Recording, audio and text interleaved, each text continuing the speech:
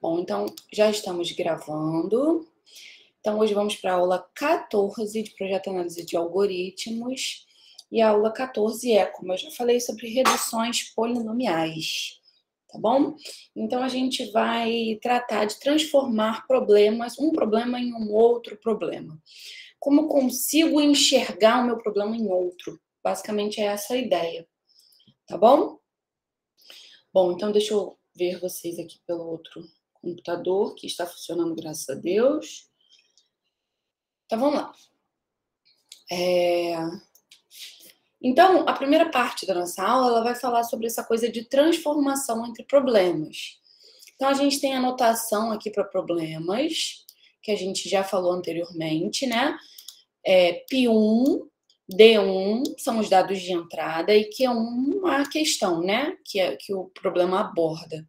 Então, a gente tem um problema e a gente diz que ele se transforma em outro que a gente está chamando de P2. Então, P1 se transforma em 2, a gente consegue a função. A gente consegue encaixar o nosso problema dentro do nosso P2. Porque se a gente sabe resolver o P2, a nossa vida tá safa com o P1. Beleza? Então, aqui, ó, basicamente é isso que essa função faz, né? Ela leva os dados de entrada, né, do problema P1 nos dados de entrada do problema 2. É meio que como se ela colocasse o nosso domínio ali, o domínio de P1 dentro do domínio de P2. Ok? De modo que sempre, para cada instância, né, que está aqui no D1, a gente sabe que essa instância possui resposta sim ou não, né? No problema P1, se somente se, na correspondência dela em P2, ela possui resposta sim ou não. Tá certo? Beleza? Ok? Então, basicamente, a ideia é levar um problema para dentro do outro, de modo que se eu sei responder para esse outro problema, eu vou saber responder para o nosso problema. Ok? Então, eu estou pegando o D1 e encaixando ele no D2, através dessa nossa função. Tudo bem? Essa é a ideia de transformar o problema. Um determinado problema num outro problema.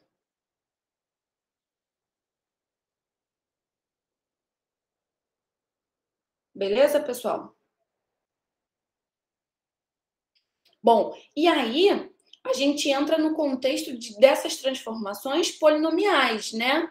Então, se essa função que a gente está utilizando para transformar o nosso problema P1 no nosso problema P2, né? Se essa função ela puder ser computada em tempo polinomial, a gente diz que a gente tem uma transformação polinomial, ok? Então, eu tenho uma instância do D1, eu tenho uma correspondente no D2, que é dada pela nossa função, né, dessa instância. Se a gente tem uma solução para o problema P2, automaticamente a gente tem uma solução para o problema P1. Se a gente, em particular, né, conhece um algoritmo para o problema P2, então a gente sabe resolver também o problema P1 em tempo polinomial. Ok? Porque imagina o seguinte, vamos voltar aqui para esse outro. Eu estou pegando o meu problema e encaixando ele no P2, certo? Se eu sei resolver o P2 todo, obviamente eu vou saber resolver esse pedacinho. Então, se eu sei resolver o P2 todo em tempo polinomial, eu resolvo esse pedacinho em tempo polinomial. Ok? Tranquilo?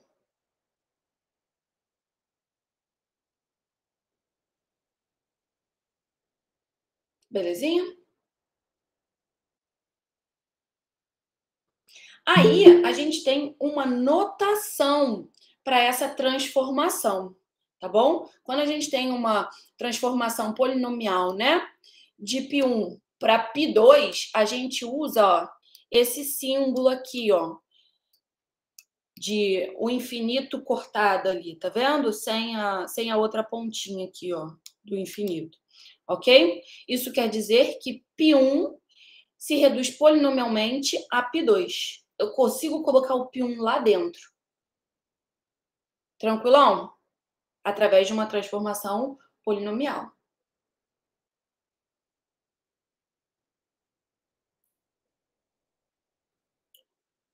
Beleza? Então, basicamente, o que a gente faz, né, nesse tipo de transformação? Eu considero uma entrada qualquer, uma entrada genérica do meu problema π1. Lembra lá quando a gente começou a falar dessa coisa de classes de complexidade e tal, que a gente viu vários problemas e eu falei para vocês que era muito, muito, muito, muito, muito importante que vocês conhecessem as entradas do problema? Isso se deve, basicamente, a essas transformações que a gente vai fazer. Por quê? Porque a gente a entrada do problema que está, no caso, querendo tem reduz polinomialmente. Como é que a gente faz, né? A gente considera uma entrada arbitrária qualquer do problema 1 e a gente transforma essa entrada particular do problema π2. Essa transformação tem que poder acontecer polinomialmente. Polinomial. E uma vez que a gente tem um algoritmo para resolver todo o π2, a gente consegue resolver. Tá bom? Ok? Então, a gente vai ter que prestar atenção aí na direção dessas transformações. Aqui eu estou sempre falando, se a gente tiver um algoritmo em tempo polinomial para o grandão, a gente consegue resolver o pequenininho. Então, quando a gente for fazer uma transformação assim, eu olhei para o problema e vi, caramba, acho que eu consigo transformar ele nesse outro aqui, que eu já conheço um algoritmo bom para ele. Então, eu já tenho um algoritmo para o grandão, eu vou encaixar o meu pequenininho lá dentro. Por quê? Porque se eu sei resolver o grandão em tempo polinomial, eu vou saber resolver o particular em tempo polinomial. Então, essa é a estratégia para quando a gente quer provar, né, que um algoritmo que roda em tempo polinomial, que a gente já conhece, funciona para um determinado problema. Então, eu faço essa transformação e, show, provo que o problema que eu estou querendo avaliar a tratabilidade ou a intratabilidade, ele é polinomial, ele é tratável. Agora, e se eu quiser mostrar que o problema está lá no saco dos difíceis? Será que é a mesma estratégia? Eu pego uma... Será que a redução funciona aí nessa mesma direção? Eu encaixo o meu problema num problema maior? Como é que seria isso? Será que faz sentido? Eu pego um problemão que já é difícil, encaixo, vejo o meu problema como um probleminha ali menor. Opa! Será que isso é suficiente para mostrar que o meu problema é difícil? Pode ser que o problema grandão seja difícil justamente porque ele é grandão, fica mais complexo ali. Será que um caso particular não poderia ser mais fácil? Então, a estratégia para a gente mostrar que o problema é difícil anda na outra direção. Beleza? A gente já vai falar dela. Ok? Vocês estão entendendo a intuição dessa coisa de transformação?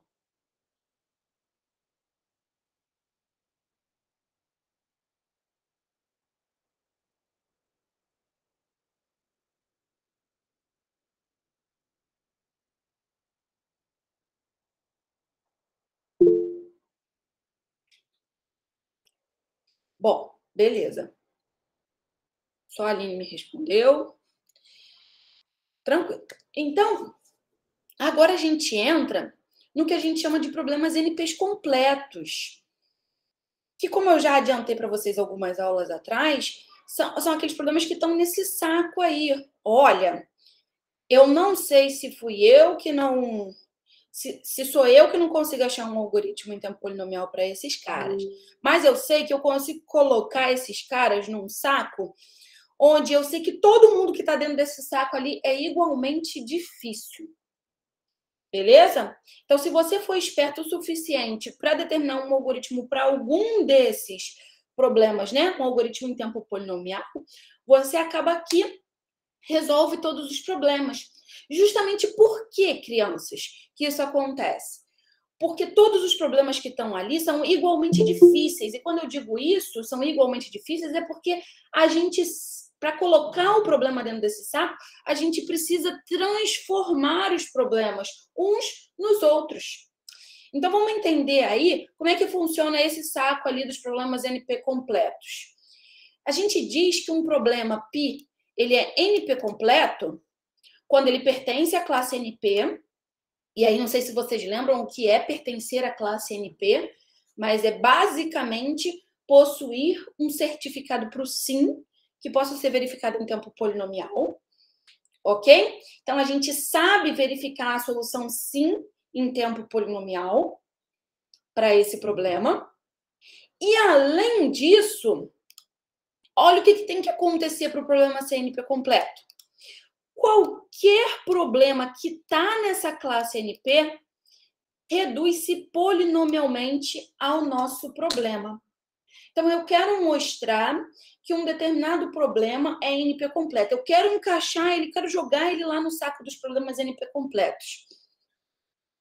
Como é que seria o lance? Primeiro, eu tenho que mostrar que ele é um problema em NP. Ou seja, eu exibo um certificado e exibo uma maneira, um certificado para o sim, né? E exibo uma maneira de verificar esse certificado em tempo polinomial. Então, aí eu já provei que ele está em NP. A segunda parte que a gente prova que a gente fala que é a prova da NP dificuldade seria essa coisa aqui. Eu teria que mostrar que todos os problemas que estão na classe NP, lembrando que na classe NP, por exemplo, estão todos os problemas de P. Todos esses problemas se reduzem polinomialmente ao nosso problema, ao problema que a gente está querendo mostrar que é NP completo. Todos os problemas é muita coisa, vocês concordam? Sempre que aparece essa coisa aí de para todo, as demonstrações ficam bem mais, né? É outro nível, é outro patamar. Que para todo é muita coisa, para todo é muita coisa, vocês concordam? Então, como eu falei, né, aqui, ó, se a gente está só nesse pedaço aqui, imagina que você tem um problema que você não consegue saber se tem certificado lá para o sim. Não consigo enxergar nesse momento aqui se eu tenho ou não tenho um certificado para o sim em tempo polinomial. Mas eu consigo ver essa transformação aqui. Então, eu digo que ele é NP difícil. Eu não digo que ele é NP completo. Ok? Beleza? Essa definição, né, obviamente adaptada, ela vai servir também para co-NP completo, que a gente também viu essa classe, né? Co-NP completo. Ok? Agora, quem vai nos salvar, né? Quem vai nos livrar desse para todo?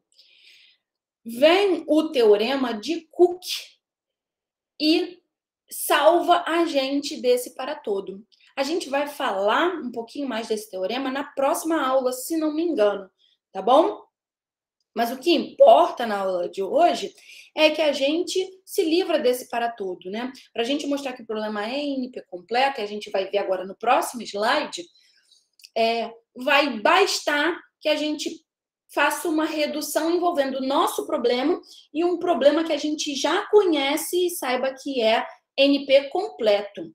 Observa que aqui tem essa sutileza, né? Esse número 2 aqui, ele pega todos os problemas de NP e fala que eles têm que se reduzir polinomialmente para o nosso problema. Tá bom? Então, aqui, como é que a gente, na prática, mostra que o problema é NP completo? Já que para todo é muita coisa, né?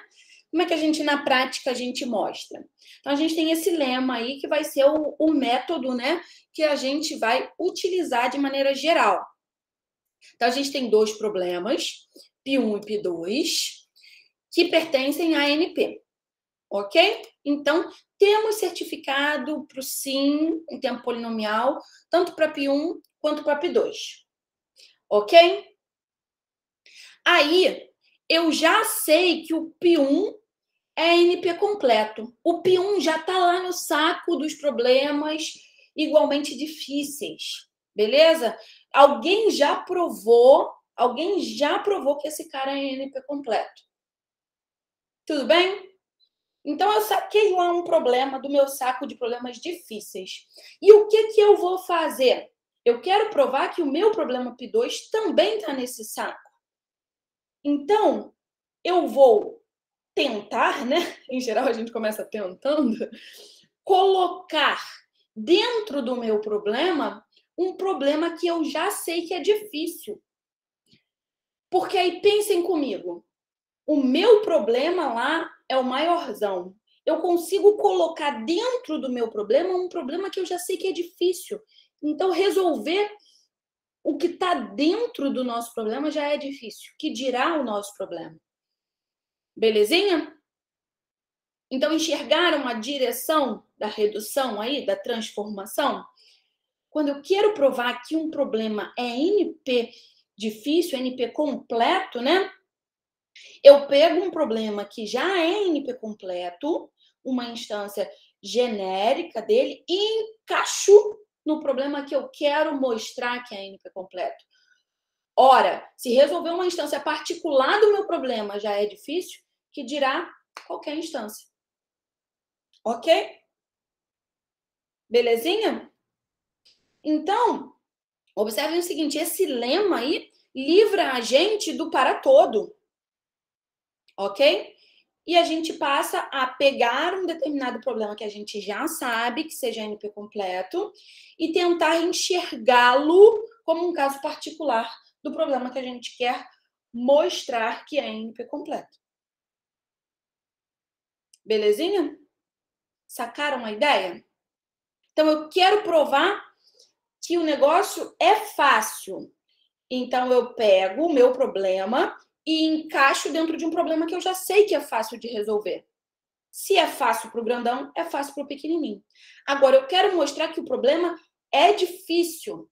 Então, eu pego um problema que eu já sei que é difícil e encaixo no meu problema. Porque se o pequenininho é difícil, que dirá o grandão? Tudo bem? É muito importante que vocês não estejam perdidos já nessa parte. Porque se vocês estiverem perdidos nessa parte, eu vou começar a chorar agora. Então, é muito importante que vocês tenham entendido essa ideia da transformação. Beleza? Eu posso seguir? Beleza, Eric.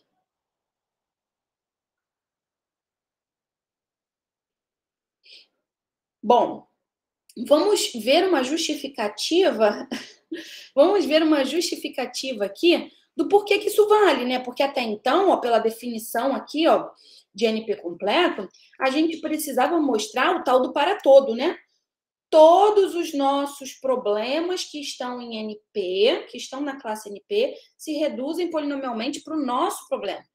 Então, essa é a definição de ser NP completo, né? E aí,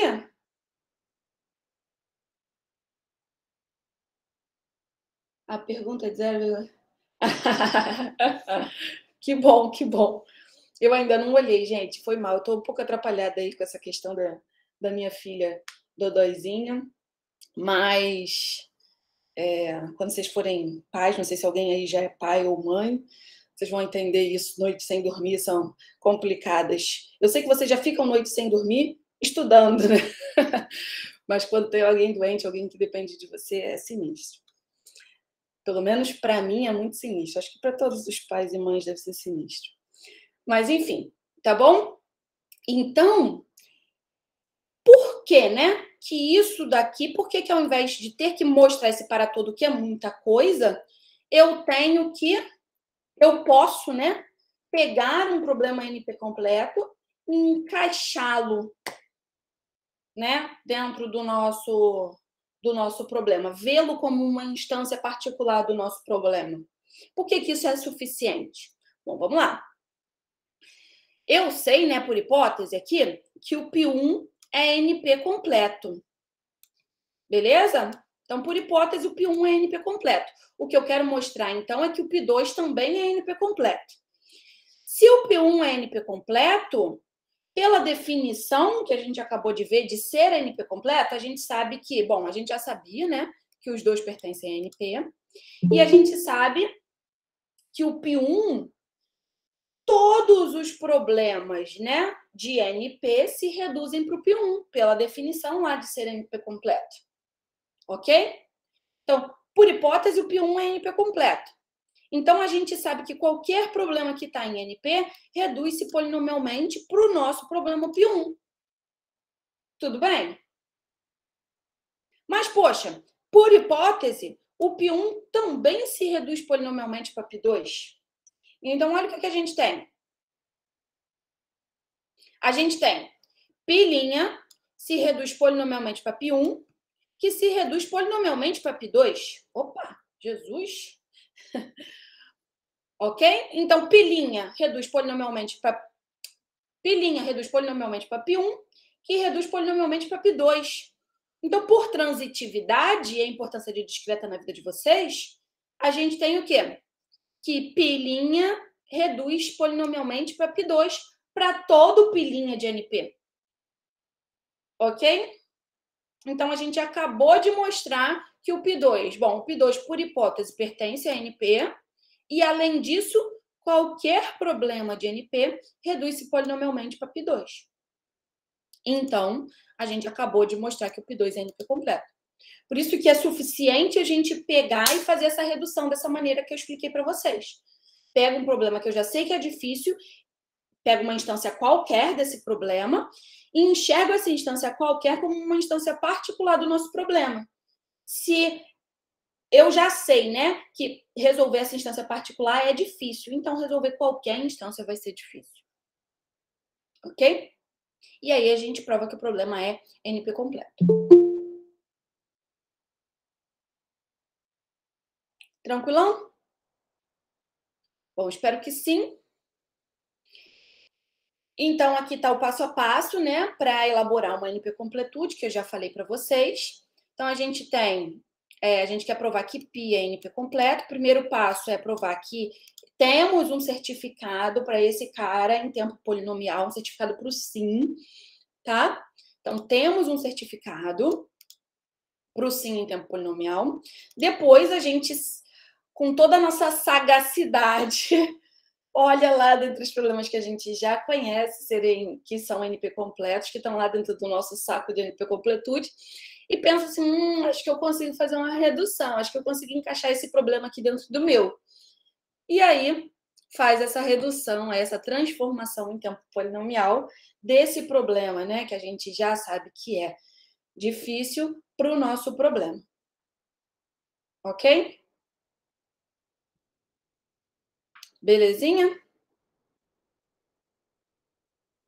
Bom, então a gente vai agora lidar com alguns problemas que a gente já definiu, a gente já falou de entrada, outros que a gente ainda não definiu, que eu vou definir hoje, mas que, obviamente, envolvem um pouquinho de quem acerta? De? Ah, que isso, Aline? Não, acho que você está pensando errado. Você adora isso que eu estou falando. Esses problemas envolvem o quê? O quê? O quê? Não é indução, não, pelo amor de Deus. Indução é outra coisa. Esses problemas que a gente vai ver agora envolvem uma coisa que eu amo, que vocês amam, tenho certeza, grafos. Isso. Tá? Então, óbvio, alguns vão trabalhar com grafos. É isso aí, né? Vocês já pensam, quando eu falo que é alguma coisa que vocês gostam, vocês já pensam em indução. Por quê? Porque vocês acham que eu sou esse tipo de pessoa.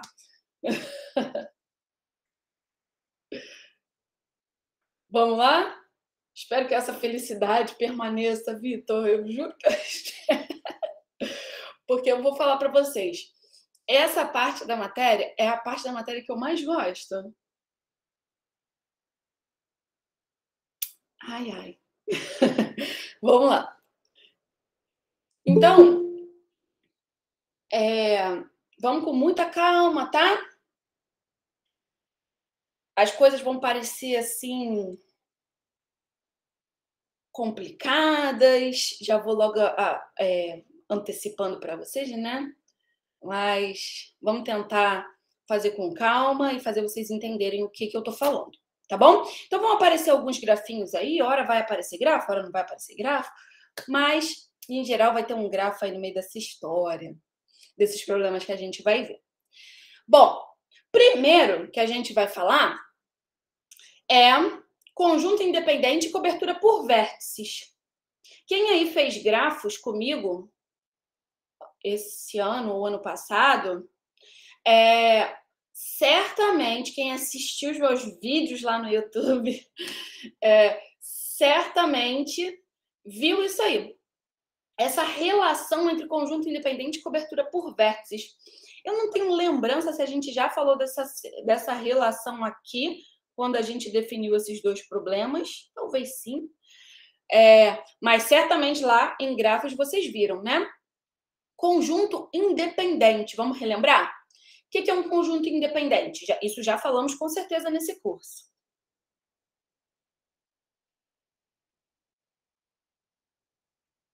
Conjunto independente.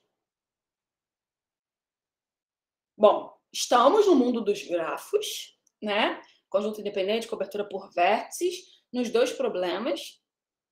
O problema do conjunto independente. O que é um conjunto independente? Para começar, eu tenho um grafo lá, e o que é um conjunto independente nesse grafo? É um conjunto de...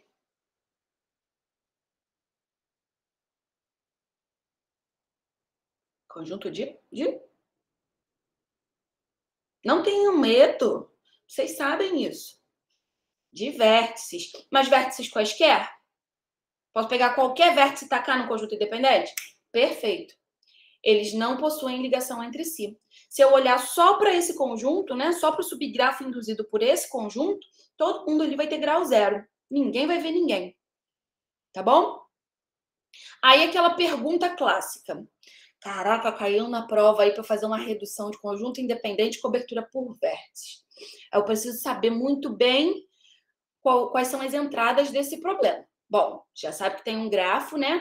Já sabe que sempre que a gente trabalhar com o NP Completude, a gente está trabalhando com o problema de decisão, que é aquele problema que responde sim ou não, né?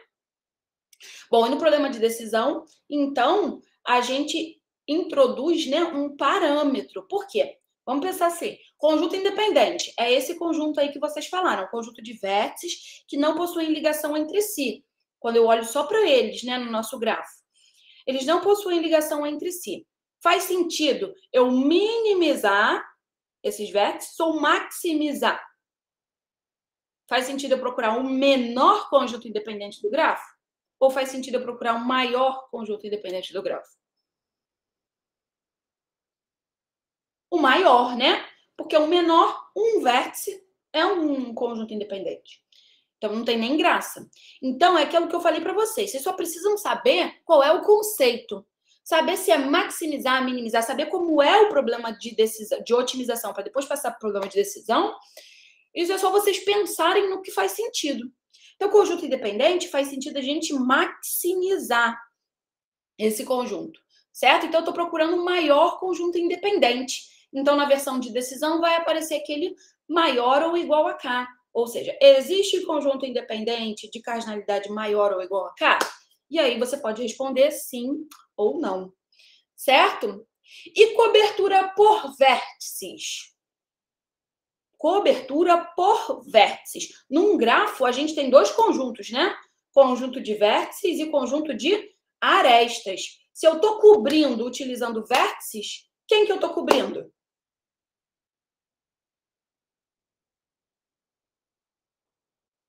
As arestas, certo? E cobrir significa como se eu fosse abraçar todas as arestas. Eu quero dizer assim, olha, se eu pegar esses vértices aqui que eu estou considerando nesse conjunto, eu abraço todas as arestas, eu toco em todas as arestas, eu contemplo todas as arestas. Aí a gente, para substituir essas palavras, aí a gente usa eu cubro todas as arestas. É daí que vem esse conceito, né, de cobertura. Ok? Então, cobertura por vértices. Eu quero cobrir todas as minhas arestas utilizando vértices. Faz sentido minimizar ou maximizar? Procurar um maior conjunto de vértices que cubra todas as arestas ou um menor conjunto de vértices? Minimizar, né? Por quê? Porque maximizar basta eu pegar todos os vértices. Vocês concordam? Que se eu pegar todos os vértices, eu cubro todas as arestas do meu gráfico. Beleza? Então, ó, conjunto independente a gente maximiza, cobertura por vértices a gente minimiza. Mas só que a gente viu uma relação entre esses dois conceitos lá em grafos. A gente viu que se eu tenho um conjunto independente e removo do meu grafo, eu tenho uma cobertura por vértices. Da mesma forma, se eu tenho uma cobertura por vértices e removo do meu grafo, a gente tem um conjunto independente. Beleza? Vem desse se e somente se aqui. A gente usou isso lá bastante, né? Quando a gente falou de cobertura, lá em grafos. Tá? E vai ser esse teoreminha aí, esse resultado que vai ajudar a gente, ajudar não, ele vai ser fundamental nessa redução, nessa transformação polinomial que a gente vai fazer. Tá bom? Então, a gente vai mostrar que conjunto independente reduz polinomialmente para a cobertura por vértices. E aí, ó, vão aparecer essas siglas aqui, que eu tenho certeza que vocês sagazes, né, já sabem por que essas siglas estão aí. Conjunto independente, independent set. E cobertura por vértices, vertex cover. Tá bom? Então, essas são as siglas aí dos nossos problemas na versão americanizada. Ok? Gastando todo o meu inglês agora com vocês. Beleza? Então, a gente vai mostrar que independent set reduz polinomialmente para cobertura por vertex cover. Ok?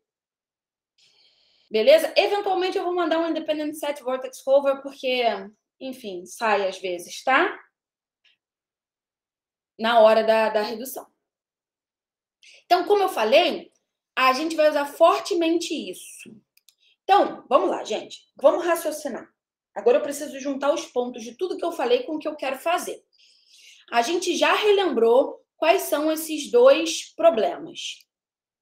Então, a gente já sabe as entradas para esses dois problemas. Basicamente, a redução, né? A gente precisa pegar uma entrada genérica e criar uma entrada particular para o segundo problema. Eu quero mostrar que independent set reduz para vertex cover. Então, eu vou pegar uma entrada genérica do independent set e vou encaixá-la no problema do vertex cover. Ou seja, eu vou mostrar como eu construo polinomialmente uma entrada para o vertex cover a partir de uma entrada genérica do independent set. Então, toda vez que vocês quiserem fazer um problema reduz polinomialmente para outro, você tem que pegar esse problema e encaixar no outro. Ok?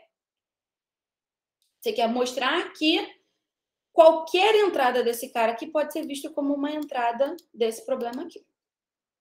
Tudo bem? Então, vamos pensar o seguinte.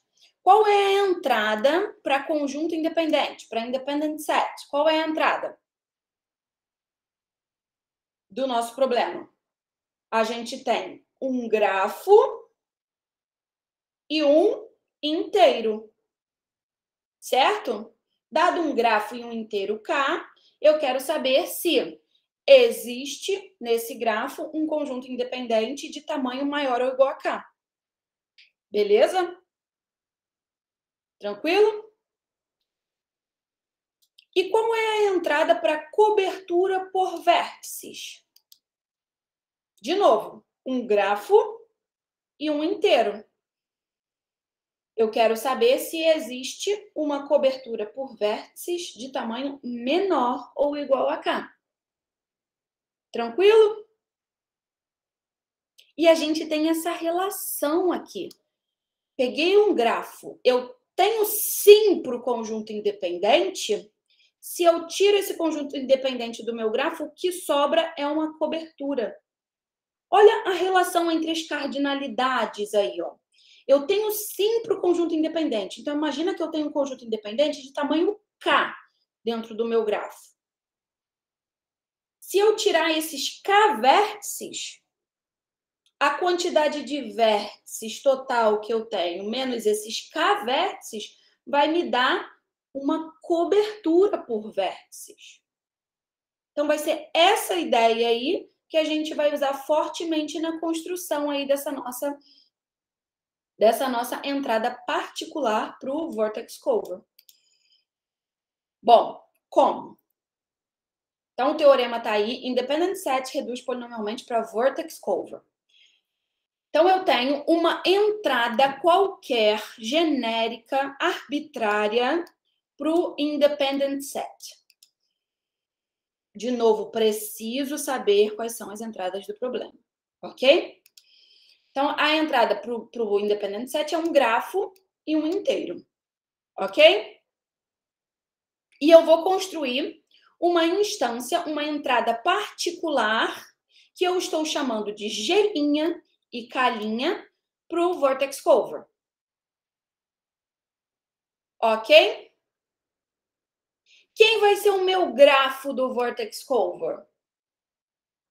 Eu vou usar fortemente aquele teorema. Aquele teorema me diz que, dado um grafo, se eu tenho um conjunto independente e tiro ele, eu vou ter uma cobertura. Então, sim para o conjunto independente vai dar sim para a minha cobertura. E da mesma forma, ele é um sim somente se, né? Ele me garante que sim para a cobertura, quando eu tiro a cobertura, eu tenho um independente. Então, sim para a cobertura me dá sim para o meu conjunto independente. Então, o grafo que eu vou utilizar é o mesmo grafo do problema independent set, justamente porque eu tenho essa relação. E quem vai ser o meu K'? O meu K' é a cardinalidade da minha cobertura, certo? É a cardinalidade máxima da minha cobertura. E o meu K é a cardinalidade mínima do meu conjunto independente. Então, é aquela coisa que eu falei para vocês. Imagina que você tem um conjunto independente de tamanho K. Quando você tira, quantos vértices sobram? Estou lá no meu grafo, ele tem N vértices, digamos assim. Eu tenho um conjunto independente de tamanho K. Quando eu tiro esses vértices do meu conjunto independente, quantos vértices sobram?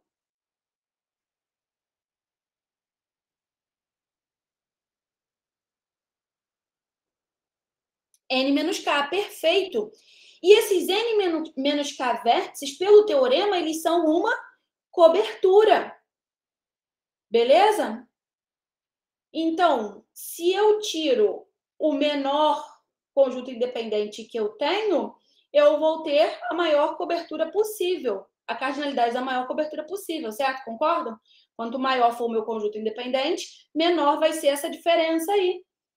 Ok? Então, quem vai ser o meu K'? O meu K' é justamente essa relação aí dada pelo teorema. Quando você tira do conjunto de vértices os K vértices da cobertura, do conjunto independente, ou seja, o conjunto independente tem pelo menos K vértices. Quando você tira isso daí, vai te dar uma cobertura. Uma cobertura de que cardinalidade? Bom, do total de vértices que a gente tinha, menos a cardinalidade do conjunto independente. Beleza? Ok? Então, qual é a entrada particular para o Vortex Cover que eu estou construindo? O grafo é o mesmo. E o que muda são as cardinalidades, né? Por quê? Eu quero provar que eu tenho sim para o independent set, se somente se eu tenho sim para o vertex cover, nessa entrada particular. Então, se eu tenho sim para o independent set, eu tenho um independent set de tamanho K, eu vou ter sim para o vertex cover de tamanho N-K. Beleza? E da mesma forma, se eu tenho sim para o vertex cover de tamanho N-K, eu vou ter sim para o independent set de tamanho K. Belezinha? Então, essa construção aí, ela é imediata praticamente. Ela vem direto, ela vem de graça daquele teorema. Tá bom? Ok?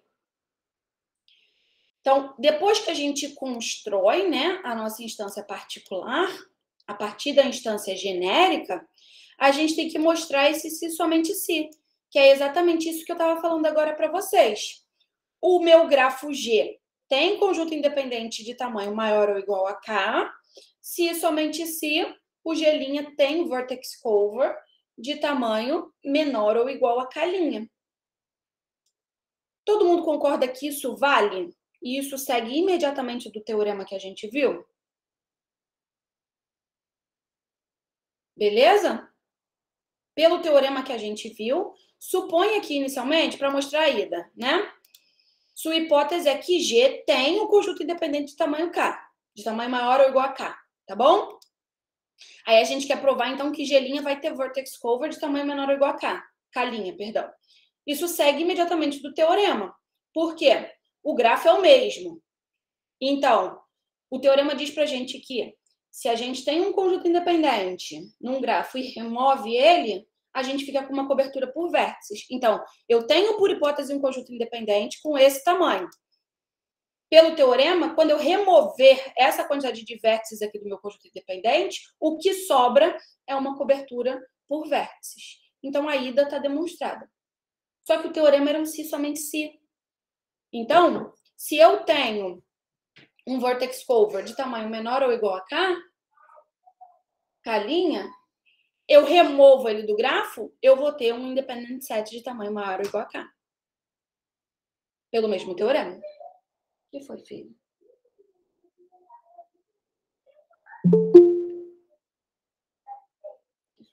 Tudo bem? Não, filha, não dá pra ficar aqui, amor.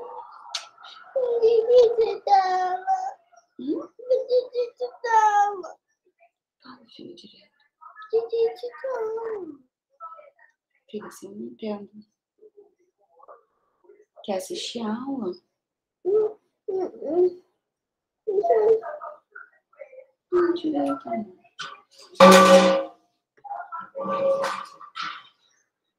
Machucou o pezinho? Ah, o mosquito? Só um minutinho, gente, que eu já volto.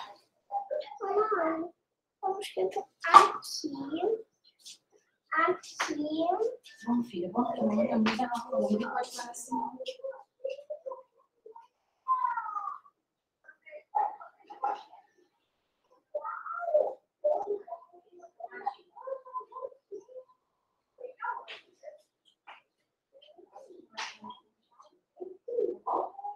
Não deixa de morder. Não com ele.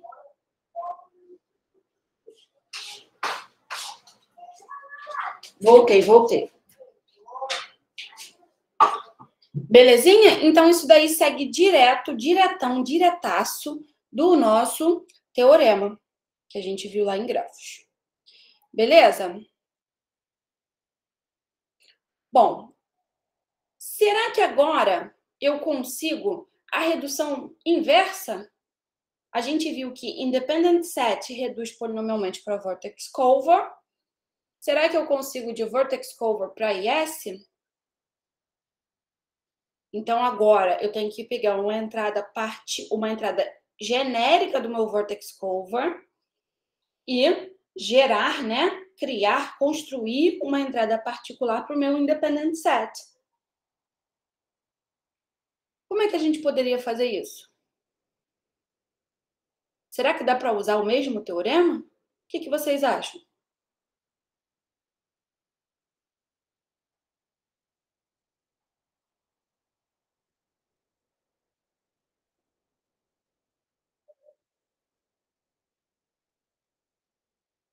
que muda aí, né? A gente tem um teorema que diz que se eu tenho um independent set e tiro, eu obtenho o vertex cover. Pois é, né, Aline? E se eu tenho o vertex cover e tiro, eu tenho independent set. Vocês concordam que dá para usar a mesma coisa, a mesma estratégia? Agora, como entrada de vertex cover, eu tenho um grafo e um inteiro. Como entrada para o independent set, eu vou ter que criar, né, um grafo e um outro inteiro, que a gente está chamando de calinha. Bom, vai ser basicamente a mesma relação, né? Se eu tenho uma cobertura de tamanho K, quando eu tiro esses no máximo K vértices, eu vou ter um conjunto independente de tamanho, no mínimo, N menos K. Então, vai ser basicamente a mesma coisa. Tá bom? Então, vou deixar para vocês escreverem aí essa redução, que é basicamente a mesma coisa do que a gente acabou de ver. Segue do mesmo teorema. Tranquilo? Belezinha? Bom, passamos para um próximo problema, que é o problema de cobertura de conjuntos. Aí, é o seguinte, cobertura também, a mesma noção lá de contemplar todo mundo. Só que agora a gente não está mais no mundinho dos grafos. A gente está no mundinho dos conjuntos. Então, a gente tem um conjunto U como entrada, que tem esses elementos aqui, ó, de 1 até N, tá bom? E a gente tem uma coleção de subconjuntos desses caras, S1, S2, até Sn, tá bom? E, novamente, um inteiro K. O que eu quero saber?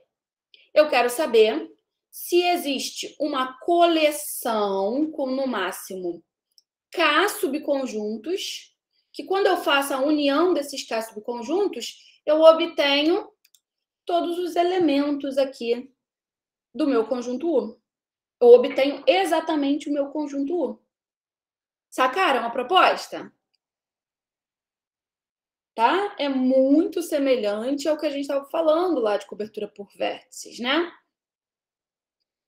Lá a gente queria cobrir as arestas usando os vértices. Agora eu quero cobrir todos esses elementos aqui utilizando subconjuntos. Então, imagina que o S1 é, sei lá, o 1, o 3 e o 4. E o S2 é o 1, o 2 e o 5. Imagina que a gente tem do 1 até o 5. Se eu pegar esses dois conjuntos, eu consigo cobrir todo mundo. E eu quero minimizar, obviamente, porque se eu pegar todos os subconjuntos, né, do meu conjunto U, obviamente, eu vou ter o U inteiro. Beleza? Ok? Tranquilo?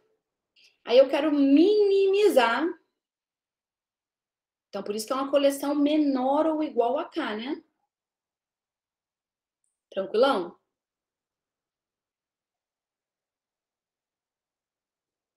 Posso seguir, gente? Preciso que vocês me respondam, porque como é um problema novo, né? É muito semelhante ao que a gente estava falando e é baseado nessa semelhança aí que a gente vai fazer a transformação polinomial. Mas como a gente agora saiu do mundinho dos grafos, né? A gente está num... É parecido, mas não é igual, né? Então, a gente vai ter que sair, a redução que a gente vai fazer, a transformação, né? A gente vai misturar, né, grafos com isso aí. Então, preciso que essa proposta aí do problema esteja bem entendida. Então, a gente, novamente, tem um conjunto com esses elementos e uma coleção de subconjuntos desses caras. E um inteiro. Eu quero saber se existe uma forma, né, de eu pegar, no máximo, K subconjuntos aqui e obter o meu conjunto U. Beleza? Bom, o que a gente vai fazer? A gente vai pegar e vai reduzir vertex cover, vai transformar vertex cover nesse problema, set cover, ok? Cobertura de conjuntos. Então, eu quero relacionar o vertex cover com esse probleminha aí. E agora, gente? Então, vamos pensar. Vertex cover. Qual é a entrada para vertex cover? A entrada para vertex cover é o quê?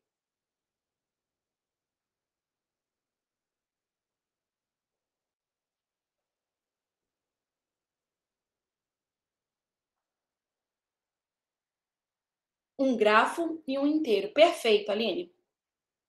Um grafo e um inteiro. A partir desse grafo e desse inteiro, eu quero construir uma instância particular para esse problema. Qual é a entrada para esse problema? A entrada para esse problema é um conjunto de elementos que eu quero cobrir. Já vamos tentar fazer o paralelo aí. Conjunto de elementos que eu quero cobrir. E uma coleção de subconjuntos desses elementos e um inteiro K. Então, vamos lá. Eu tenho um problema de cobertura em grafos. Nesse problema de cobertura em grafos, eu estou cobrindo o quê?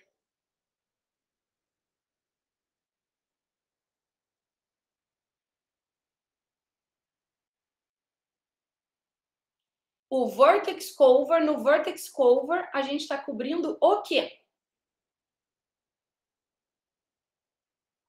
Arestas. E nesse problema aqui, eu quero cobrir esses elementos aqui, ó. Concordam?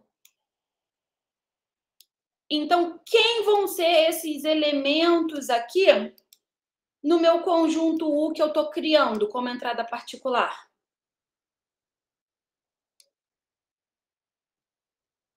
Lembrem que eu quero, se eu tenho uma resposta sim para o vertex cover, ou seja, eu consigo cobrir todas as arestas utilizando vértices, eu tenho que ter uma resposta sim para esse problema. Então, eu cobri todas as arestas, eu cobri esse conjunto. Então, quem vão ser os elementos desse meu conjunto que eu estou criando? Fazendo esse paralelo entre esses dois problemas. No vertex cover, eu cubro arestas. Então, para cada aresta que eu tenho na instância do vertex cover, eu vou ter um elementozinho aqui nesse meu conjunto U. Beleza? Então, eu vi uma aresta lá no meu grafo, né? Da entrada para o vertex cover, eu criei um elemento aqui no meu conjunto U. Beleza? Bom, aí vamos continuar o paralelo. Então, se eu conseguir cobrir todas as arestas lá, eu vou conseguir cobrir esse meu conjunto aqui. Porque esse meu conjunto é o correspondente das arestas do outro grafo. Mas, quem é que cobre as arestas lá no vertex cover?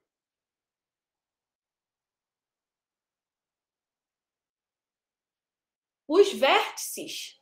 E quem é que cobre esses elementos aqui nesse problema? Quem é que cobre? Os subconjuntos. Perfeito. Então, o que eu vou buscar? Eu vou buscar uma relação dos vértices, que são os agentes da cobertura, digamos assim, lá na instância do vertex cover. Eu vou buscar uma relação desses vértices com esses subconjuntos aí. Como esses subconjuntos, eles são subconjuntos desses elementos. E esses elementos, de acordo com a nossa construção, são arestas. Quero relacionar vértices com as arestas. Beleza? Um vértice no meu grafo, ele pode ter o quê? Várias arestas incidentes, certo? E toda vez que eu seleciono esse vértice para cobertura, ele vai cobrir todas aquelas arestas. Ou seja, se eu pegar aqui e colocar no meu S1, por exemplo, todas as arestas que são incidentes ao vértice 1, vocês concordam que eu tenho um subconjunto de U?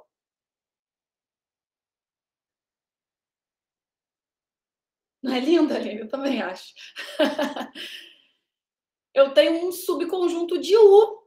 São todas as arestas que são incidentes ao vértice 1. Ao mesmo tempo, o que está acontecendo? Quando eu seleciono o vértice 1 lá para cobertura, eu peguei todas essas arestas, eu já cobri todas essas arestas. E aqui é a mesma coisa.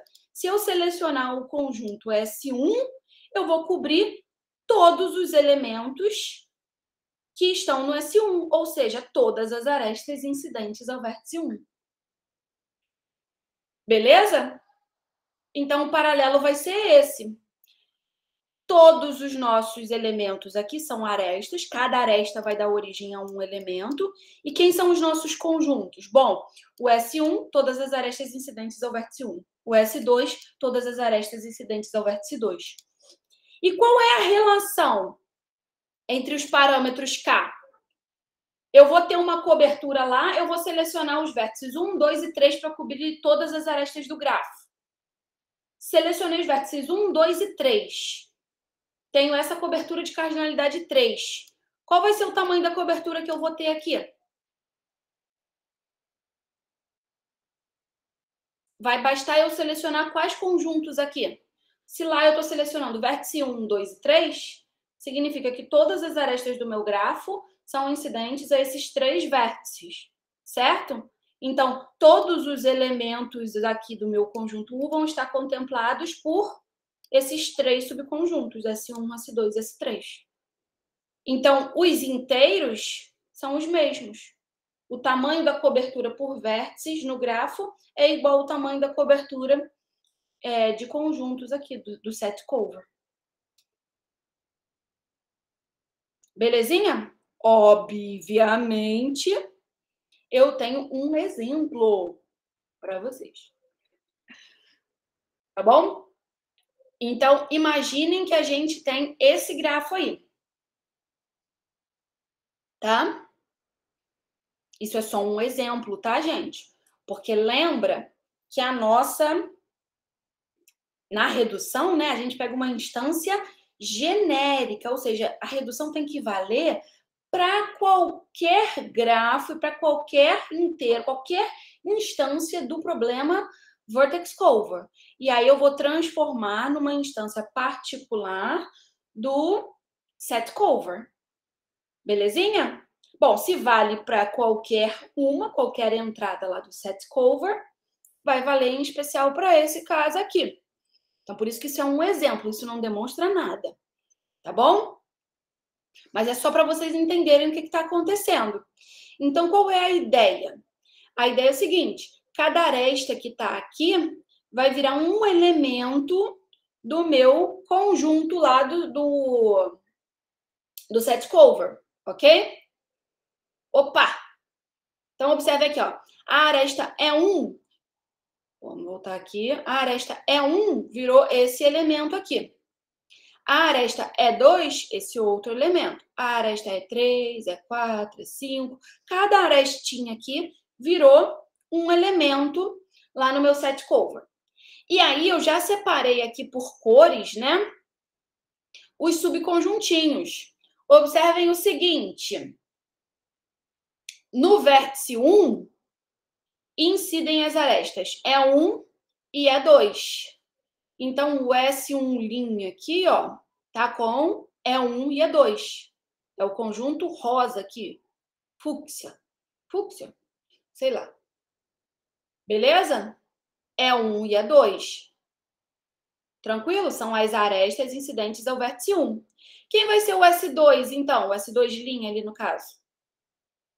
São as arestas incidentes ao vértice 2. Então, E2, E3, E4 e E5. Então, o S2 aqui, ó, que está em Tiffany, é 2, é 3, é 4 e é 5. Tudo bem? Observem o seguinte, cada aresta, ou seja, cada elementinho aqui do meu conjunto, né? Ele vai estar em exatamente 2 subconjuntos. Vocês concordam com isso?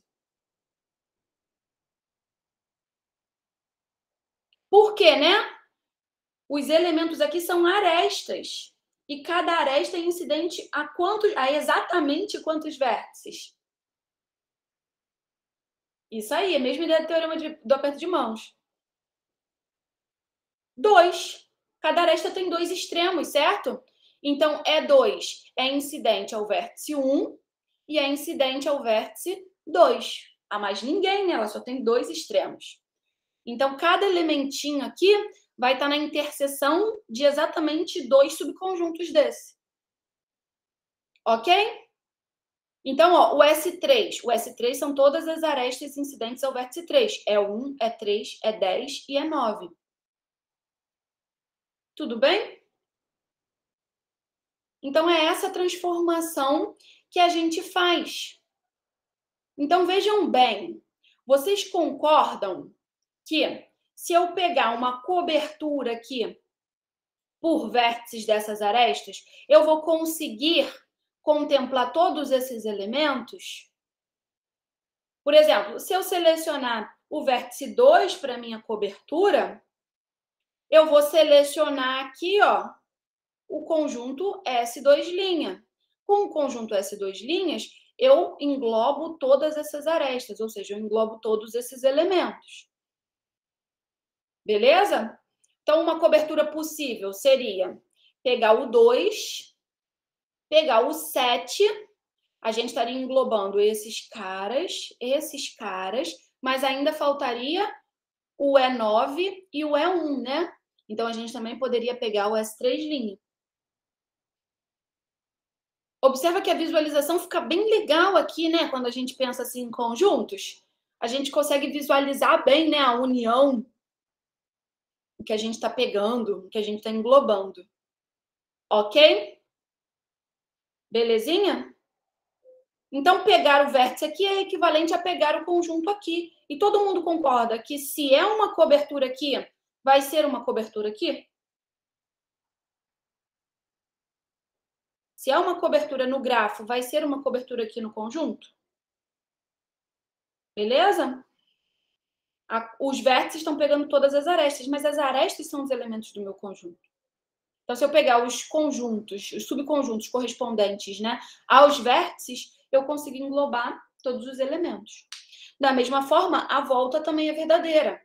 Se aqui, né, nessa construção, eu pego todos os meus elementos, quando eu pegar, qual vai ser a cobertura que eu tenho que pegar aqui no grafo? Basta eu pegar os vértices correspondentes aos conjuntos aqui. Então, se aqui eu selecionei S2', S7' e o S3', eu vou pegar o vértice 2, o vértice 7 e o vértice 3. Isso é suficiente, por quê? Porque eu sei que, por construção, os elementos que estão aqui dentro do S2', do S7', do S3', são as arestas que são incidentes aos vértices S2, aos vértices 2, 7 e 3. Então, se eu selecionar esses vértices, eu vou pegar essas arestas, eu vou cobrir essas arestas. E como, por construção, o meu conjunto U aqui são todas as arestas do meu grafo, e aqui S2', S7' e S3' é uma cobertura, eu consigo cobrir todos os elementos, então eu consigo cobrir todas as arestas. Beleza? Esse é o argumento. Tá? Então, basicamente, é isso que tem que ser argumentado aqui nessa prova, né? Primeiramente, eu exibo como é a construção da instância particular do set cover. Então, nada mais é do que o linha, ou seja, o conjunto que eu estou construindo, né, de elementos são as arestas. Cada aresta vai ser um elemento de U'. Os subconjuntos são formados, né, pelas arestas que são incidentes ao vértice I. Então, S1 são as arestas incidentes ao vértice 1. E a relação entre as cardinalidades, né, das coberturas é igual. Então, se eu tinha uma cobertura com K vértices, eu vou ter uma cobertura com K subconjuntos. Exibida a construção, resta argumentar por que vale esse se somente se. Ou seja, uma resposta sim para vortex cover é uma resposta sim para set cover. E uma resposta sim para set cover é uma resposta sim para vertex cover. Que é essa argumentação que eu falei para vocês, baseada na construção. Se eu tenho sim para uma cobertura aqui, eu exibo a forma de cobrir esses caras. Pego os vértices que estão aqui na cobertura, pego os conjuntos referentes, né, correspondentes a esses vértices. Eles vão ser a cobertura aqui para o problema set cover. E por que eles são a cobertura? Justamente porque aqui, quando você seleciona um vértice, você pega todas as arestas incidentes a ele. E aqui, dentro desses subconjuntos, né, associados aos vértices, estão todas as arestas. Então, eu sei que eu consigo cobrir todos os elementos, porque os elementos daqui são exatamente as arestas do grafo. Então, se eu consigo cobrir todas as arestas, eu consigo cobrir todos os elementos. E a volta a mesma coisa. Eu vou exibir a cobertura por vértices. Então, se eu tenho uma cobertura aqui por conjuntos, eu pego os vértices associados a esses conjuntos. Nesses conjuntos, eu tenho os elementos que são as arestas do grafo, as arestas incidentes àquele vértice. Então, eu garanto que, tomando esses vértices, eu vou cobrir todas as arestas do meu grafo. Esse é o argumento que vocês devem escrever para essa partezinha aqui do somente cima. Eu tô com calor, fome. Calor e fome. Tá bom. Eu vou trocar sua roupa, tá bom? Eu vou te dar o que comer e depois a gente troca de roupa, pode ser? Tá bom. Beleza, gente. Ok? Entenderam bem a ideia? Eu já vou, filha. Ok? Agora, eu queria que vocês pensassem só nisso daí, ó, que eu tô falando para vocês, enquanto eu ajudo minha filha aqui. Se seria possível, a gente... Lembra que a gente fez de IS para Vortex Cover, Independent Set para Vortex Cover, e viu que dava para fazer Vortex Cover para IS utilizando o mesmo argumento? Será que dá para a gente fazer uma redução de Set Cover para Vortex Cover utilizando essa mesma ideia? Ou seja, será que dá para... Eu tenho agora o set cover, uma entrada genérica. Eu tenho um conjunto de elementos, eu tenho uma coleção de subconjuntos e eu tenho um inteiro K. Será que eu consigo levar isso para vertex cover? Ou seja, construir um grafo a partir disso e relacionar o sim com o sim? O sim para o set cover é o sim do vertex cover e vice-versa? Será que dá para usar essa mesma ideia? Ou seja, pega os elementos do conjunto do set cover e cria arestas. Será que isso vai funcionar? Eles vão ser as arestas do nosso grafo? Queria que vocês tentassem pensar sobre isso aqui. Já volto, tá bom? Mãe, isso você escreveu? Aqui, vem. Lavaria um pouquinho, porque hoje eu ia fazer assim. Eu ia dar uma...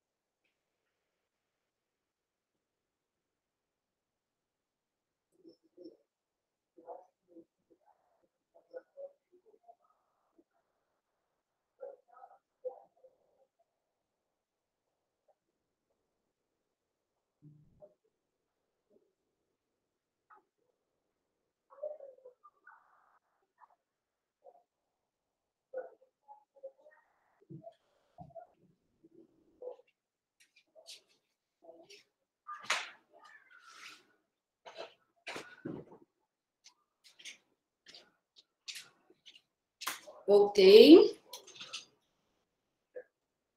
Beleza? Então, eu quero que vocês tentem pensar isso aí no conforto do lar de vocês. Será que fazer uma construção, né? Agora, ao invés de ter o grafo e construir o conjunto e os subconjuntos, eu tenho o conjunto e os subconjuntos. Será que eu consigo, utilizando essa mesma ideia de, bom, as arestas aqui viraram elementos. Será que eu consigo fazer o contrário? Os elementos podem virar arestas? E eu consigo essa relação de sim para set cover, sim para vertex cover? Tá bom? Então, isso fica aí para o aconchego do lar, para vocês refletirem. Tentem pensar criticamente, tá bom? Beleza?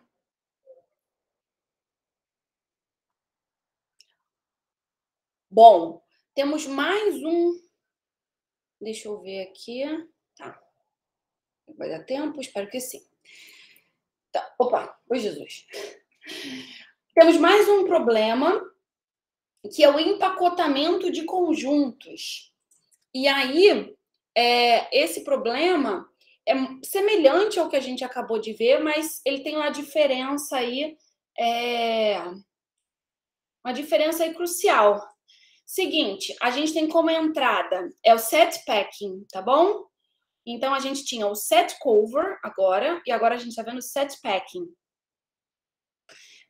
A gente tem como entrada um conjunto de elementos e uma coleção de subconjuntos, S1, S2 até Sn, e um inteiro K. Então, basicamente, é a mesma entrada que a gente tinha. Só que a pergunta é o seguinte: se existe uma coleção de pelo menos K subconjuntos 2A2 disjuntos. 2A2 disjuntos. O que isso significa? Pegou uma coleção lá desses subconjuntos, S1, S3, S7 e S10. Eu estou dizendo que isso é uma solução para esse meu problema. Se é uma solução, eles têm que ser 2A2 disjuntos. Então, a cada 2 desses que você pegar, você vai olhar e não vai ter interseção entre esses caras. Peguei qualquer combinação de 2 subconjuntos, não vai ter interseção. Eles são disjuntos, não tem elementos comuns. Ok? Beleza? E aqui, ó, observem o seguinte: é no mínimo K subconjuntos. Ou seja, é de K para cima. Então, é um problema, quando a gente pensa na versão de otimização, né? É um problema de maximização. Ok? Eu quero maximizar essa coleção de conjuntos, de subconjuntos, né? 2A2 disjuntos. Ok? Tudo bem? Minimizar não faria sentido. Pega um conjunto só e tá tudo certo. Beleza? Então, a gente quer maximizar, diferentemente lá da cobertura, que a gente queria minimizar. Tranquilo? Bom, a proposta aqui é fazer uma redução, uma transformação polinomial de independent set para set packing. Independent set, conjunto independente lá em grafos, certo? E set packing é esse problema aí que a gente acabou de ver. Então, a gente tem que pensar numa forma de fazer um paralelo entre esses problemas. Independent set, eu tenho como entrada um grafo e um inteiro K, certo? E o set packing, eu tenho como entrada um conjunto U, uma coleção de subconjuntos e um inteiro K. Belezinha? Bom, como é que eu consigo relacionar esses dois problemas? Qual é o objetivo, né? O objetivo do independent set. A gente quer saber se existe um conjunto independente, né? De tamanho conjunto independente, a gente maximiza ou minimiza? A gente maximiza, certo? Então, a gente quer saber se existe um conjunto independente de tamanho maior ou igual AK. Conjunto independente. Conjunto independente significa que, se você pegar 2 a 2 os elementos desse conjunto, eles não vão ter o quê? O que não tem entre os elementos de um conjunto independente no grafo?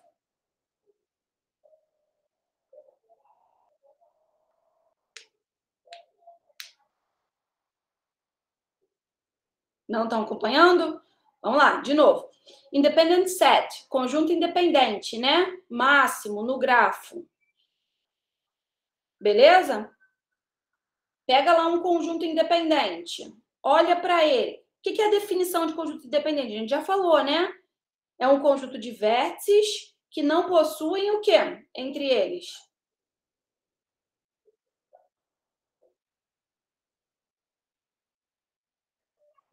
Que não possuem arestas entre eles, certo? Belezinha? Se você olhar para um conjunto independente, isso, arestas incidentes. Se você olhar para o conjunto independente e você pegar quaisquer dois vértices, você sabe que não vai ter arestas ali entre eles. Quaisquer dois, qualquer combinação de dois vértices dentro desse conjunto, a gente sabe que não tem aresta. Então, começando a enxergar uma relação com o set packing, qual é a pergunta do set packing? Coleção de subconjuntos 2 a 2 disjuntos. 2 a 2 disjuntos. Lá, no conjunto independente, os vértices não possuem arestas. Então, quaisquer dois vértices que vocês pegarem, eles são 2 a 2 não adjacentes. E aqui a gente quer construir uma coisa particular, que são elementos de um conjunto e subconjuntos desse conjunto. E esses subconjuntos, você quer fazer uma coleção de modo que eles sejam 2 a 2 disjuntos. Qual vai ser o relacionamento entre esses dois problemas? Tempinho aí para vocês tentarem fazer um paralelo entre esses dois problemas.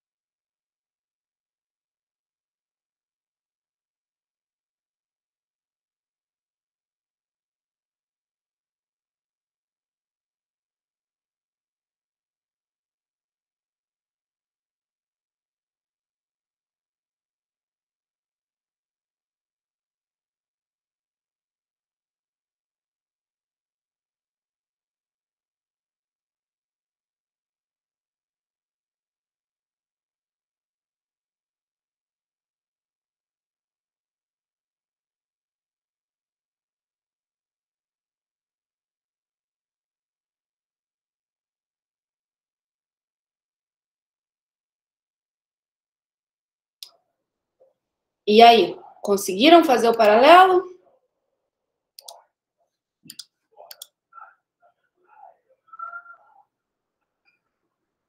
Deixa eu voltar aqui.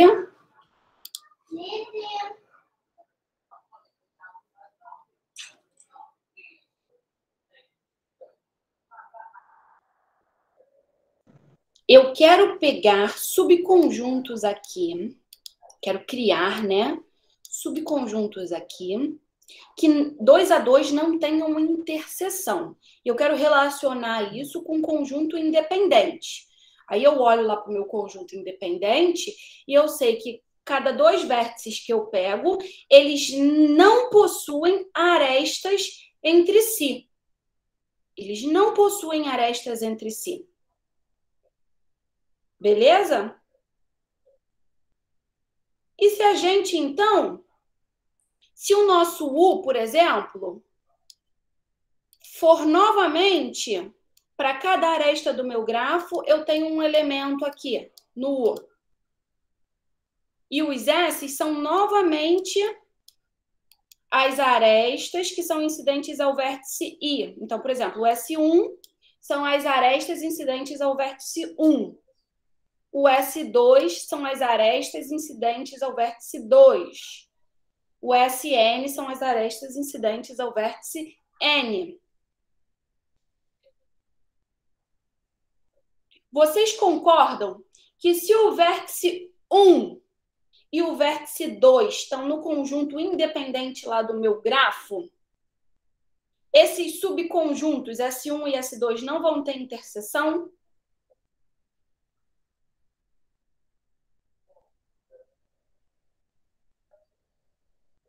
Porque se eles tivessem interseção, significaria o quê? Que existiria uma aresta incidente ao vértice 1 e ao vértice 2. E, portanto, o meu conjunto independente lá do grafo não seria um conjunto independente. Teria uma aresta lá entre esses 2 vértices. Belezinha?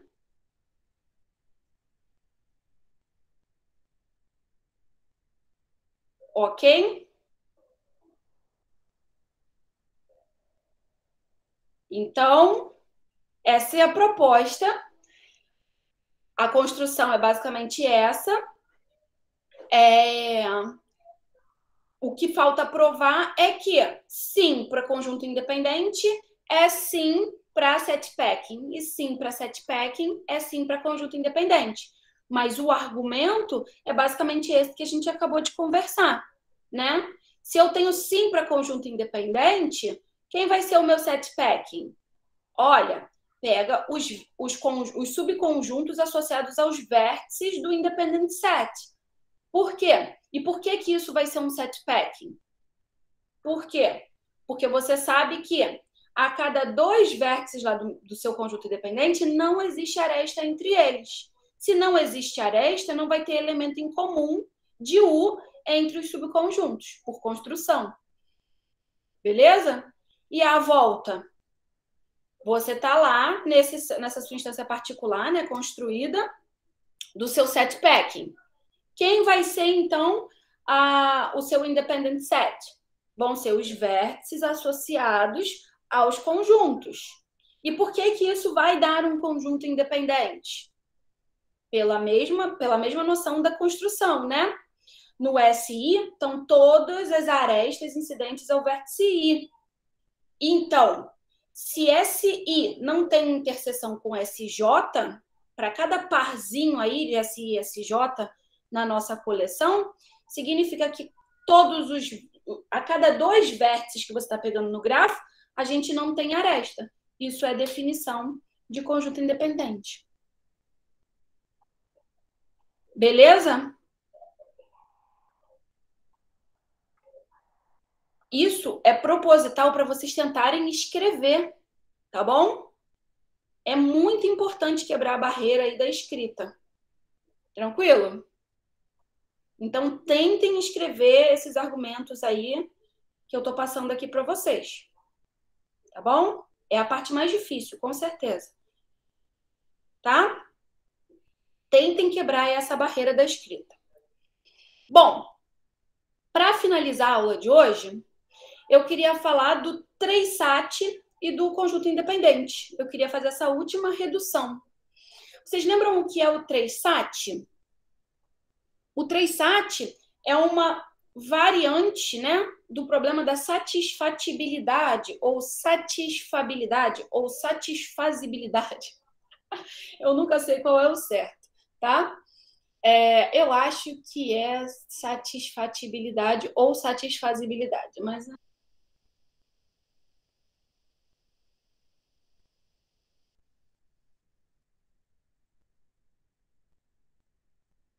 eu tenho minhas dúvidas. Eu aprendi como satisfabilidade, que eu acho que está errado.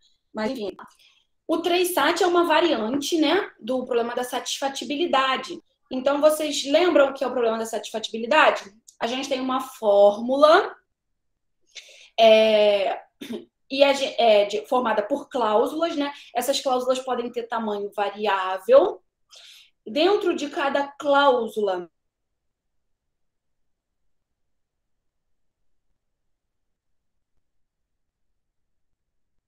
entre as cláusulas, a gente tem um E. E o nosso objetivo é satisfazer essa fórmula. Ou seja, saber se é possível ou não, né? Satisfazer essa fórmula. Ou seja, indicar, né, um valor verdade para os literais, né, para as variáveis. Consequentemente, os literais vão ter os seus valores associados. De modo que, em pelo menos cada cláusula, a gente tenha um literal verdadeiro. Ou seja, a gente vai satisfazer a fórmula. Porque é um E, né? Para o E ser verdadeiro, todas as parcelas têm que ser verdadeiras. Lembram disso de discreta? Todas as parcelas têm que ser verdadeiras. Como cada parcela é um ou, e para o ou é suficiente que um carinha seja verdadeiro, né? X ou Y. Basta que ou X seja verdadeiro ou Y seja verdadeiro para que o ou seja verdadeiro, né? Então, dentro de cada cláusula, a gente precisa, para que a resposta seja sim, né? A gente precisa conseguir atribuir valor verdadeiro para pelo menos um literal. Isso dentro de cada cláusula. O que é o 3-SAT? O 3-SAT é uma variante onde cada cláusula tem exatamente 3 literais. Ok? Então, toda cláusula tem tamanho 3. Esse é um problema clássico, muito utilizado nessa parte de reduções, tá? Então, a gente quer reduzir, eu quero enfiar o meu 3-SAT no meu conjunto independente. Então, se eu quero enfiar o 3-SAT no meu conjunto independente, eu vou pegar uma instância genérica do 3-SAT, uma instância qualquer do 3-SAT, e vou colocá-la no meu independent set, que é um grafo, certo? Então, a partir dessa instância genérica do 3-SAT, eu tenho que construir um grafo e apresentar um inteiro K para ser uma entrada para o meu independent set. E mostrar que, sim, eu vou conseguir satisfazer a fórmula, e então eu tenho um independent set. Sim, eu tenho um independent set, então eu vou conseguir satisfazer a fórmula. Tá? Então, ó, a gente tem uma fórmula aqui, que é uma entrada genérica para o 3-SAT, e a gente vai construir uma entrada particular para o independent set. E essa prova é muito bonitinha, gente. Olha só. Conjunto independente. Pergunta básica para vocês. Se a gente tem uma clique no grafo, qual é o maior número de vértices que eu consigo pegar de uma clique e colocar num conjunto independente? Caraca! Nem terminei a pergunta, já veio a resposta. Tomei até um susto. Né? Eu tenho uma clique, o número máximo de vértices que eu vou poder pegar dessa clique e colocar no meu conjunto independente é 1. Todo mundo concorda com isso? É o número máximo, não tem como eu pegar o outro cara da clique. Por quê? Porque todo mundo vê todo mundo na clique. Então, eu selecionei alguém que está numa clique para o conjunto independente, eu sei que da clique eu não vou poder pegar mais ninguém. Beleza? Todo mundo concorda com isso?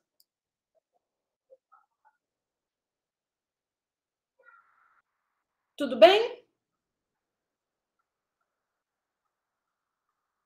Belezinha, gente? Pega uma clique, pega um triângulo. Peguei um triângulo, exemplo fácil, que vai ser o que a gente vai utilizar aqui. Peguei um vértice desse triângulo. Os outros dois vértices podem entrar no conjunto independente? Não podem, né? Por quê? Porque eles têm arestas já com o vértice que eu já escolhi para estar no independente. Então, o que a gente vai fazer aqui? Cada cláusula aqui, né, tem 3 literais. Então, cada literalzinho desse vai virar um vértice de um triângulo.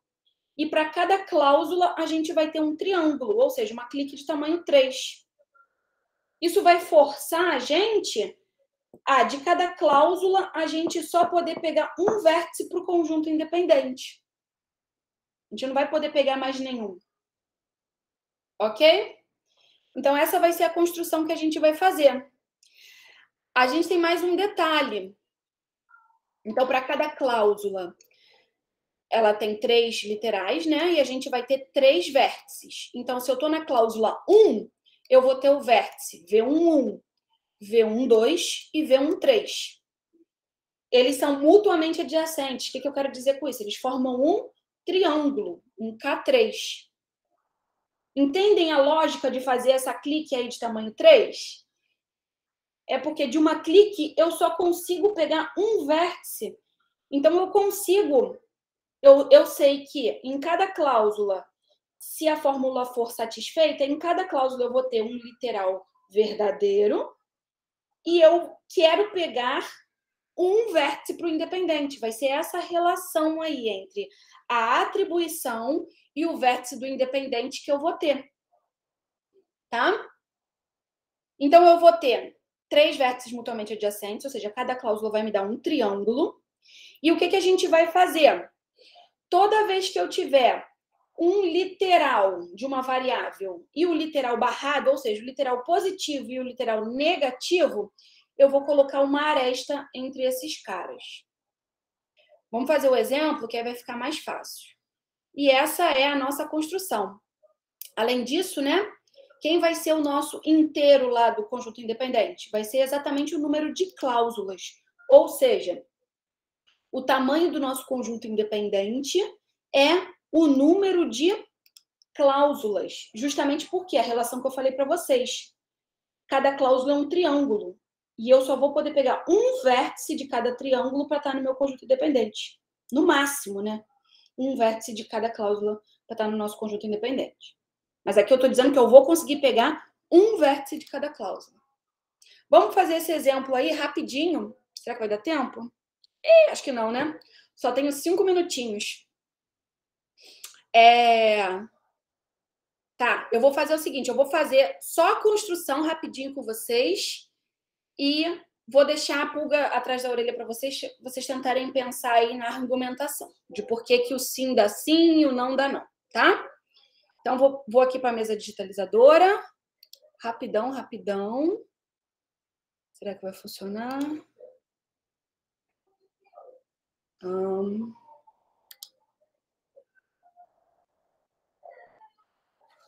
Não, é só eu limpar aqui. Então, ó. Ai, Jesus, eu já não lembro mais o exemplo. Qual era o exemplo? Eu tenho aqui. Ô, burrice. Eu tenho aqui anotado. Então, tá. Eu tenho essa cláusula aqui, ó. X1 ou X2 barra ou X3. E X1 ou X3 barra ou X4 barra. E X2 ou X3 ou X4. Observe o seguinte, essa fórmula aqui, se eu fizer o X1 verdadeiro e o X2 verdadeiro, eu já salvo todas as cláusulas. Vocês concordam? Tá bom, Kiara, eu dou presença. Se eu fizer o X1 verdadeiro, essa cláusula aqui fica verdadeira. Beijo. Essa cláusula aqui também fica verdadeira. E se eu fizer o X2 aqui verdadeira, essa cláusula aqui fica verdadeira. Então, existe uma atribuição que satisfaz isso aí. essa fórmula. Vamos fazer a construção, ó. Cada cláusula dessa vai virar um triângulo no meu grafo. Esse vértice aqui é o V da cláusula 1, 1, que nada mais é do que o meu correspondente ao meu literal x1. Esse aqui é o V1, 2, que nada mais é do que o meu literal negativo x2 barra. Sempre que falar... O literal, ele pode ser... A gente tem as variáveis, eu não sei se vocês lembram disso da aula passada. x1, x2, x3 são variáveis. Mas o literal, ele pode ser x1, x1 barra, x2, x2 barra, x3, x3 barra. Tá bom? O que não tem barra, a gente chama de positivo. E o que tem barra é negativo. Então, por exemplo, se a variável x1 receber o verdadeiro, o x1 literal, né, é verdadeiro. E o x1 barra é falso, ele recebe o valor oposto. Tá bom? Então, se o x2 receber verdadeiro, como a gente tinha falado, o x2 barra aqui é falso. E aqui vai ser o V1, 3. O V1, 3 seria correspondente ao literal ali x3. Eu estou fazendo aqui, gente, um abuso de linguagem. Normalmente a gente troca, coloca L1, L2 barra, muda, né? Mas fica muito rebuscado, fica muita variável literal. Então, estou usando o mesmo nome da variável para o literal, tá bom? Para essa cláusula aqui, eu também vou ter um triângulo correspondente aos 3 literais que a compõem. Então, aqui eu vou ter, estou na cláusula 2, então vai ser o V21, o V22 e o V23. O V21 é o x1. O V22 eu vou colocar como x3 barra. Como x3 barra. E o V23 eu vou colocar como x4 barra, ok? E para finalizar, a gente tem o terceiro triângulo. Como essa fórmula aqui só tem 3 cláusulas, né? O nosso grafo correspondente tem 3 triângulos. E aqui a gente está na cláusula 3, então vai ser o V31, que é correspondente ao x2, o V32, que é correspondente ao x3, e o V33, que é correspondente ao x4. Então, já fiz a transformação das cláusulas. Agora, o que eu vou fazer? Eu vou ligar literal barrado com literal não barrado, da mesma variável. Então, por exemplo, aqui eu tenho x1, mas observa que eu não tenho nenhum x1 barra. Então, não tenho nada para ligar com esse cara aqui. Aqui eu tenho x2 barra. E na terceira cláusula eu tenho x2. Então, eu vou ligar o x2 barra com o x2, que está aqui, ó. Ok? Aqui eu tenho x3 e eu tenho x3 barra. Então, eu tenho que ligar o x3 com o x3 barra aqui. E esse x3 barra aqui eu também tenho que ligar com o x3 daqui. Ok? Tá faltando alguma coisa? x4 com x4 barra, né? Aqui eu tenho x4 barra e aqui eu tenho x4. Tranquilo? Essa é a nossa construção. Será que eu esqueci alguma coisa? Esqueci aqui, ó. x2 barra com esse x2 da terceira cláusula. Ok? Qual o propósito dessas arestas? Observa que o literal e o literal barrado, eles recebem sempre valores opostos. Então, se o x2 é verdadeiro, o x2 barra é falso. Então, como a gente quer relacionar atribuição com pertencer ou não ao conjunto independente, essas arestas aí vão ser essenciais. Tá bom? Bom, a gente vai continuar isso na próxima aula. Eu só queria que vocês entendessem a construção para ela não ficar perdida. Tá bom? Entenderam essa construção? Cada cláusula vai virar um triângulo e a gente coloca a aresta entre literal positivo e literal negativo de uma mesma variável. Ok? Observem o seguinte. eu só vou poder pegar de cada triângulo, no máximo, um vértice, certo? Para o meu conjunto independente. E mais do que isso, eu nunca vou conseguir pegar, mesmo sendo de triângulos diferentes, ó, eu nunca consigo pegar o V1, 2 e o V3, 1. Por quê? Porque tem uma aresta entre eles. E isso está relacionado ao fato de que esse é o x2 barra e esse é o x2, ou seja, eles precisam receber valores opostos. Um verdadeiro e o outro tem que ser obrigatoriamente falso. Tá bom? Então, tentem pensar aí alguma coisa a respeito de quem vai ser o nosso conjunto independente aí nesse caso. Se o cara está no conjunto independente, qual o valor verdade que ele vai receber na atribuição para o 3SAT, enfim. E na próxima aula a gente vai finalizar esse problema, tá bom? Beleza, Ângelo? Eu vou dar presença aqui para vocês. Então, rapidamente aqui, estou indo para o Siga. Vou parar a gravação. Parar a apresentação. Parar a gravação.